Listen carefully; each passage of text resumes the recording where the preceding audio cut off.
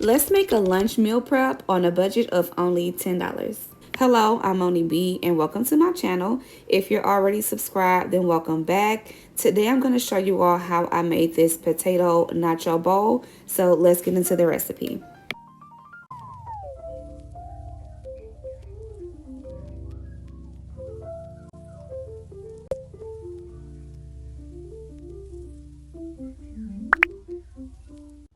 For this grocery haul, we went over to Aldi to get all of our items.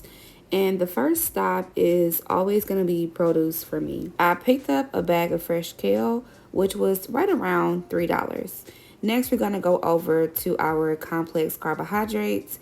And I chose yellow potatoes. And for this bag of potatoes, it was right under $4. Lastly, I went over to my protein, which I chose ground chicken, and this was under $4 as well, which brought us to a total of a little over $10. So now it's time to make our recipe. I always like to put on my potatoes first. That way they can bake in the oven and get soft. And I cook these on 450 for about 30 minutes.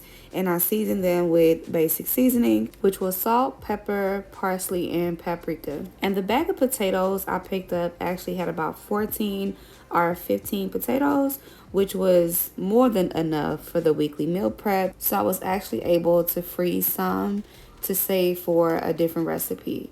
So I added a drizzle of olive oil over the potatoes, and now we're going to start to assemble everything. So I layered the potatoes at the bottom. I also topped them with some fresh kale.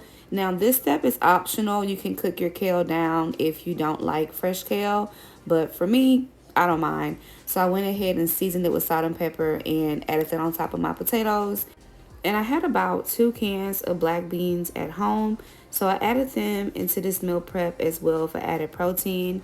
But again, even if you don't use the black bean, you're still going to have a well-balanced meal with a balance of protein, complex carbohydrate, and a high fiber veggie, which is the kale. So I also added on some fresh tomato and red onion. And again, this entire meal prep was freezer friendly.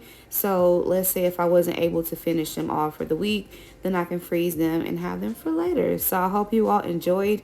If you used the recipe, feel free to let me know, and I'll see y'all next time.